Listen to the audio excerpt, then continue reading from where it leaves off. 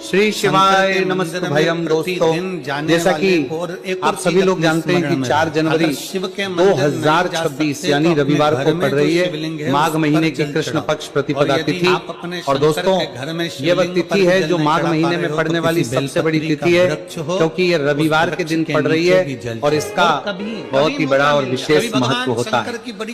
पूज्य गुरु जी ने कहा है कि अगर कभी भी मौका लग जाए और माघ महीने की प्रतिपदा तिथि रविवार को पड़ जाए तो आप लोगों को 7 चावल के दाने वाला उपाय तो अवश्य ही करना चाहिए। इन दोनों का संयोग बहुत कम आता है।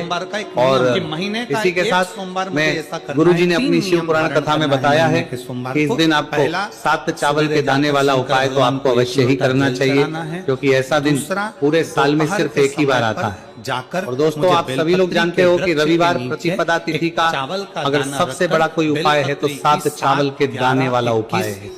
तो इस रविवार प्रतिपदा तिथि के दिन आप लोगों को इस 7 चावल के दाने वाला उपाय को जरूर करना है। बहुत सारे लोग होंगे जिन लोगों ने इस उपाय को ना किया हो, मतलब पूरा महीना निकल गया, उन्होंने किसी भी दिन इस 7 चावल के दाने वाला उपाय को ना किया हो। पर दोस्तों, आपके पास एक आखिरी मौका बचा हुआ है जो कि 4 जनवरी के दिन है। तो इस दिन आप लोगों को इस वाले उपाय को जरूर कर लेना है, भले ही आपने पूरे महीने भर इस उपाय को ना किया हो। पर अगर आपने इस माघ महीने के रविवार प्रतिपदा तिथि के दिन अगर इस वाले उपाय को कर लिया तो आपको इस उपाय को करने का वह फल मिलेगा जिसकी आपने कभी कल्पना भी नहीं करी होगी। इसीलिए आप लोग इस वाले उपाय को एक बार जरूर कर लेना है, ताकि आप लोगों के हाथ से ये मौका ना जा सके और आपको इस उपाय को करने का फल मिल सके। दोस्तों, ये उपाय पंडित जी ने अपनी अभी की ही श्री शिव महापुराण की कथा में बताया है, जिस उपाय को आज हम आपको बहुत अच्छे से समझाने वाले हैं। इस वीडियो को देखने के बाद इस उपाय को के लिए आपको कोई और वीडियो को देखने की जरूरत नहीं पड़ेगी। तो चलिए दोस्तों, उपाय को शुरू करते हैं। देखिए, यह इस माघ महीने के रविवार प्रतिपदा तिथि के दिन जल चढ़ाऊंगी। यह इतना खास होता है, इतना महत्वपूर्ण होता है। देखा गया है कभी कभी बड़े बड़े पूजा पाठ अनुष्ठान से जो मनोकामना पूर्ण नहीं होते, वह माघ महीने के रविवार प्रतिपदा तिथि के दिन एक छोटे से उपाय करने से ही आपकी मनोकामना हो जाती है। और बहुत सारे लोगों ने इस उपाय को किया भी है और उनको इस उपाय को करने का फल भी जरूर मिला है। समृद्धि के लिए रखा जाता है। अगर आप लोग भी इस उपाय को करना चाहते हैं तो आप इस उपाय को पहले अच्छे से समझ लेना, सुन लेना, उसके बाद करना। आपको इस उपाय का फल जरूर मिलेगा। और इस उपाय को कर लेने से आपके घर में चाहे किसी भी प्रकार की दुहक और समस्या क्यों ना चल रही हो, आपको उसका कारण भी नहीं पता है कि भाई ये समस्या किस कारण से चल रही है। कुछ भी कारण हो सकता है, जैसे पितृदोष हो सकता है या किसी भी तरह का मंगल दोष भी हो सकता है। तो इस दिन आप लोगों को ये वाला उपाय कर लेना है। ये एक ऐसा उपाय है जिस उपाय को अगर किसी विशेष दिन पर किया जाए तो भाई उस विशेष दिन का जो है वो तो हमें मिलता ही मिलता है। पर हमने उस दिन पर इस उपाय को किया है तो हमें उससे भी बड़ा फल मिलता है, और फल बहुत जल्दी मिलता है। क्योंकि आप इस उपाय को बहुत ही बड़े और विशेष दिन पर कर रहे हो, तो अब उपाय के बारे में बात करते हैं। लेकिन उससे पहले आप लोगों को ये जानना आवश्यक है कि आखिर ये उपाय किस समय करना है, किसको करना है और कैसे करना है। तो चलिए हम आगे आपको वीडियो में एक एक करके बता देते हैं। लेकिन उससे पहले अगर आप लोग हमारे चैनल पर पहली बार आए हैं या फिर मेरी आवाज आज पहली बार सुन रहे हैं तो हमारे चैनल को सब्सक्राइब जरूर कर लेना और इस वीडियो को लाइक करके कमेंट बॉक्स में श्री शिवाय नमस्तु भयम ओम नमः शिवाय जरूर टाइप कर दें। तो दोस्तों, इस 7 चावल के दाने वाला उपाय को हमें इस रविवार प्रतिपदा तिथि के दिन कैसे करना है, किसको करना है, किस समय करना है और कहां पर करना है, ये सारे सवालों के जवाब आपको इस वीडियो में मिल जाएंगे। और जो ये वीडियो देखेगा भाई उसको 7 चावल के दाने वाला उपाय जरूर करना चाहिए, क्योंकि इस दिन एक चावल के दाने का भी बहुत ही बड़ा और विशेष महत्व होता है। और जब बात आ जाए 7 चावल के दाने वाला उपाय की, तो ये सोने पर सुहागा वाली बात हो जाती है और ये एक बहुत ही बड़ा उपाय हो जाता है इस रविवार प्रतिपदा तिथि का। तो दोस्तों, इस 7 चावल के दाने वाला उपाय को आखिर करना किसको है? सबसे पहले हम लोग वो बात जान लेते हैं। तो देखो, घर की जो बड़ी माताएं बहनें होती हैं, उन माताओं बहनों में से कोई भी एक बड़ी माता बहन इस वाले उपाय को कर सकती है। और दोस्तों, अगर आप चाहें तो अपने घर में से सभी सदस्यों को भी इस उपाय को सकते हैं। अगर किसी व्यक्ति की खुद की कोई मनोकामना है, खुद की कोई दुख और परेशानी है जो कि वह अपने लिए ही करना चाहता है इस वाले उपाय को, तो वह खुद अपने लिए भी कर सकता है। बाकी अगर कोई घर में से ऐसा है जो कि अपने पूरे घर परिवार की सुख और शांति के लिए ये वाला उपाय करना चाहता है, तो भाई वो भी कर सकता है, उसमें भी कोई दिक्कत वाली बात नहीं है। कहने का मतलब यह है कि इस उपाय को हर एक सदस्य भी कर सकता है और पूरे घर परिवार के लिए घर की बड़ी माताओं बहनों में से कोई एक माता बहन भी कर सकती है। माताएं बहनें अगर घर में उपस्थित ना हो या वो ये वाला उपाय ना कर पा रही हो, तो फिर घर का कोई बड़ा सदस्य भी इस 7 चावल के दाने वाला उपाय को कर सकता है, चाहे फिर वो पुरुष ही क्यों ना हो, उसमें कोई भी दिक्कत वाली बात नहीं। अब दोस्तों जो अगला प्रश्न निकल कर आता है वो ये आता है इस उपाय को लेकर के, आखिर इस उपाय को हमें किस समय करना है, सुबह के समय करना है कि शाम के समय करना है। तो देखो इस वाले उपाय को आप लोग सुबह के समय भी कर सकते हो और शाम के समय प्रदोष काल में भी कर सकते हो। अब अगर आप पूछो कि भाई सबसे उत्तम समय कौन सा रहेगा इस 7 चावल के दाने वाला उपाय को करने का, तो हम आपसे बस यही कहेंगे कि इस उपाय को आप सुबह के समय करेंगे तो ज्यादा बेहतर होगा। बाकी अगर प्रदोष काल शाम के समय भी करेंगे तो भी अच्छा होगा, उसमें कोई भी दिक्कत बात नहीं। प्यासे रह रहे हो अब दोस्तों जो अगली सबसे बड़ी और महत्वपूर्ण बात आती है वो ये आती है कि सुबह अगर हम उपाय को करेंगे तो हमें कितने बजे से लेकर कितने बजे तक के बीच में करना है, और शाम के समय प्रदोष काल में करेंगे तो हमें कितने बजे से लेकर कितने बजे के बीच में करना है। तो देखो सुबह जितनी जल्दी हो सके आप उपाय को करने की कोशिश करना। बाकी अगर किसी कारणवश लेट भी हो जाओ, थोड़ी देर भी हो जाए, तो 10 या 11 बजे तक भी आप उपाय कर लेना, और 12 बजे से ज्यादा देरी ना हो, ठीक है, इस बात का ध्यान रखना। उसके बाद में दोस्तों अगर शाम के समय प्रदोष काल की बात करें, प्रदोष काल का जो समय है होता है वो शाम के 6 बजे से शुरू हो जाता है, मतलब शाम के 6 बजे से लेकर 7 बजे के बीच का जो समय होता है ये समय प्रदोष काल का समय है। तो आप इस उपाय को 7 या 8 बजे के बीच में भी कर सकते हो, मतलब शाम के 6 बजे से रात 8 बजे के बीच में आप कभी भी इस वाले उपाय को कर सकते हो, उसमें कोई भी दिक्कत वाली बात नहीं। देखिए दोस्तों एक एक करते हुए हम उपायों को समझेंगे। सबसे पहला उपाय बहुत ही आसान सा उपाय।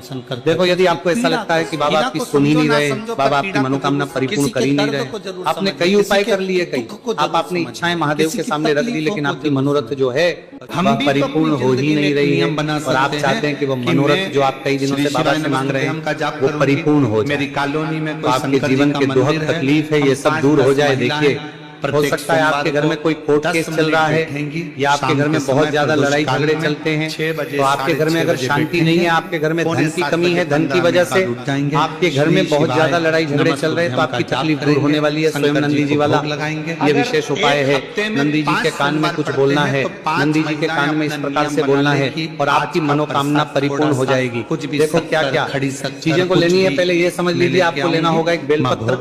बेलपत्र 3 पत्ती होनी चाहिए, कहीं से खंडित नहीं होना चाहिए, ठीक है। बेलपत्र के साथ में आपको लेना है पीला चंदन, मात्र एक बूंद छोटी सी टिकी आपको लगानी है बेलपत्र में, इसीलिए थोड़ा सा ही पीला चंदन आपको लेना है और इस पीले चंदन के अंदर थोड़ा सा जल मिला देना है ताकि गीला हो जाएगा, पेस्ट के रूप में तैयार हो जाएगा। आ गई इतनी बात समझ में? अपने नजदीक अब आप क्या करना है, आपको साथ में लेना है 7 चावल के दाने। महादेव आप आपका साथ देने वाले हैं इन 7 चावल के धनों से। अब आपको क्या करना है, अपने भगवान शिव के मंदिर में आपको जाना है। नंदी जी बैठे हैं, नंदी जी के पास में मतलब जो पैर उठा हुआ रहता है ना, नंदी जी का उस साइड आपको सीधे साइड आपको बैठना है। इस यहाँ पर जैसे ही बैठोगे यहाँ पर आपको बेलपत्र लेना है और बेलपत्र की जो ये बीच की जो डंडी है यहाँ पर आप मात्र पीले चंदन की बिंदी लगा देनी है, पीले चंदन की बिंदी लगा देनी। अब ये जो ऊपर वाली जो पत्ती है यहाँ पर एक एक करते हुए 7 चावल आपको श्रवण करता है, ठीक है। 7 चावल आपने ऊपर वाली पत्ती पर रख दी है, या देखो एक प्लेट ले जाना, तो प्लेट के ऊपर जितने बेलपत्र रख देना, फिर टिकी लगा देना, फिर उसके बाद आप ये 7 चावल के दाने रख देना, ठीक है। अब आपको क्या करना है, जहाँ पर आप नंदी जी के वहां पर बैठे हो तो नंदी के कान में आपको आपकी जो भी इच्छा है, जो आप चाहते हैं कि महादेव परिपूर्ण करें, और नंदी जी के कहने पर महादेव आपकी मनोकामना निश्चित तौर पर परिपूर्ण करेंगे, तो आपको क्या करना है, नंदी जी को कान में आपको बोल देना है जो भी आपके दुख तकलीफ है, जो भी आपके कष्ट है वो सब दूर हो जाए, ऐसी आपको कामना करना है। और नंदी जी के कानों में आपको बोल देना है, जो भी आप चीज बोलेंगे वह नंदी जी भगवान शिव से विनय करके बोलेंगे, और नंदी जी की बात भगवान शिव नहीं टालते हैं। और इसीलिए जो भी इच्छा है, आपकी जो भी कामना है वो आपको विशेष बोलना है और उसके बाद आपको वहां से उठना, ठीक है। नंदी जी को कान में मनोकामना बोल दी, फिर उठना, फिर उसके बाद भगवान शिव के वहां पर जाना। और ये जो बेलपत्र है, ये बेलपत्र चिकना वाला साइड जो है, और भगवान शिव के शिवलिंग के ऊपर इसे अर्पित कर देना है। अर्पित कैसे करोगे? जो बेलपत्र का जो चिकना वाला साइड है वह नीचे की साइड हो जाना चाहिए।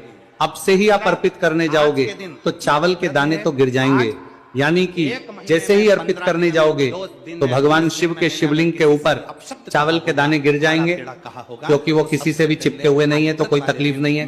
वो जैसे आप अर्पित करोगे, ना भले चावल के दाने भगवान शिव के शिवलिंग पर गिर जाए, वो कोई तकलीफ नहीं है। बस आपको ये जो बेलपत्र है ये आपको उल्टा अर्पित कर देना है, यानी कि जो पीला है भगवान शिव के शिवलिंग पर स्पर्श होना चाहिए और इस प्रकार से आपको अर्पित कर देना है। डंडी का जो हिस्सा है जलाधारी की तरफ हो जाना चाहिए। बस इतना सा प्यारा सा उपाय एक बार करके देखिए, निश्चित तौर पर महादेव आपकी जो भी मनोरथ है, जो बाबा से आप कई दिनों से मांग रहे हैं, वह निश्चित तौर पर परिपूर्ण हो जाएगी।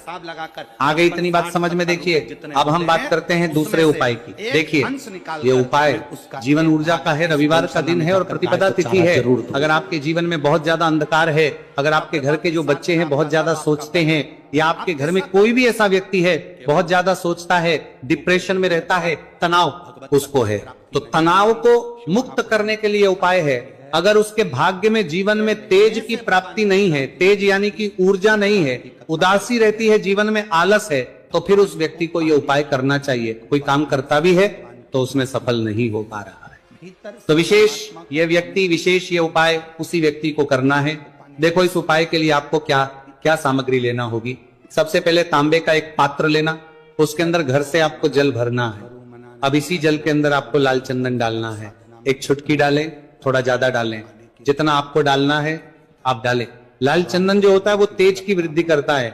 रविवार के दिन लाल चीजों का उपाय करना बेहद शुभ होता है, और हो सके तो लाल रंग के कपड़े पहन करके अगर आप ये उपाय करेंगे ना तो और भी शुभ होगा। ये लाल चंदन मिश्रित जल आपको क्या करना है, आपको जाना है किसी भी बेलपत्र के पेड़ के, वहां पर सुबह से लेकर के शाम तक आप यह उपाय कर सकते हैं।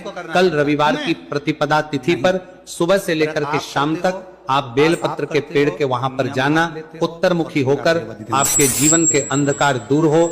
जो भी आप स्मरण करेंगे, आप लेट उठते हैं, आपसे कोई कार्य बनता नहीं है, आपके जीवन में रोग बहुत ज्यादा है, तो भी आप ये उपाय करेंगे तो आपको उसका स्मरण करना है कि यह समस्या मेरी महादेव आपको दूर करना है। ऐसी कामना करते हुए आपको ये जो जल है श्री शिवाय नमस्तुभ्यम का स्मरण करते हुए ये पूरा जल आपको बेलपत्र के पेड़ की जड़ में आपको अर्पित कर देना है।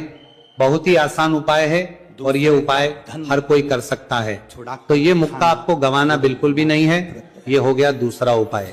अब हम बात करते हैं अंतिम उपाय की, तीसरे उपाय की। देखो ये उपाय बहुत ज्यादा खास है। शिवलिंग पर चढ़ा जल 3 जगह आपको लगाना है, आपके शरीर में और आपकी बीमारी दूर हो जाएगी।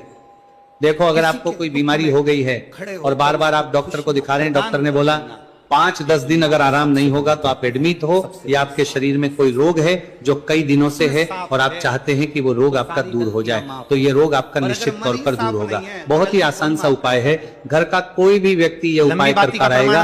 लंबी बाती क्यों लगाई जाती है? रोगी व्यक्ति भगवान के मंदिर में कर सकता है। मात्र तांबे के पात्र के अंदर लक्ष्मी की 1 लोटा जल लेना है और आपको आज के दिन यानी कि रविवार की प्रतिपदा तिथि के दिन आपको जाना है भगवान शिव के मंदिर में, देवी की पूजन। और अब आपको क्या करना, इस उपाय को समझना। 1 लोटा जल है, किसी अब मंदिर में आपको किसी देवता भगवान शिव के शिवलिंग पर सबसे पहले गणेश जी के स्थान पर, कार्तिकेय जी के स्थान पर, माँ लक्ष्मी की माता अशोक सुंदरी वाले स्थान पर, अगर कुल पार्वती माता के हस्तकमल पर, फिर भगवान शिव के शिवलिंग पर आपको अर्पित कर देना है। जैसे ही जल जलाधारी के वहां पर आएगा ना, वो जल आपको झेल लेना है। ठीक है, जल झेल लिया आपने, अब आपको क्या करना है, महादेव से प्रार्थना करना है कि ये बीमारी दूर करने के लिए मैं मेरे घर पर लेकर के जा रहा हूँ। इस व्यक्ति को, ये व्यक्ति जो है ये बीमार है, इसकी जो परेशानी है, ब्रह्मा के मंदिर में, इंद्र के मंदिर में, देवता के मंदिर में कामना करते हुए तुलसी के सम्मुख में लंबी बाती नहीं आ जाना है। सम्मुख में गोल बाती। जो भी व्यक्ति बीमार है वह खुद स्वयं उस जल को छुए और उसे 3 जगह लगाना है। एक सबसे पहला नाभि नाभि पर लगाना है, शिवलिंग पर जड़ जल, फिर दूसरा जो है मस्तक सिर पर, जहां पर हम तिलक करते हैं ना बीचों बीच में, यहाँ पर आपको जल लगाना है। और तीसरा जो है सिर पर आपको जल लगाना है। देखो यहाँ पर एक चीज समझना, जब नाभि पर आप मणिपुर चक्र में आप जल लगाएंगे, थोड़ा सा जल वहां पर लगाना,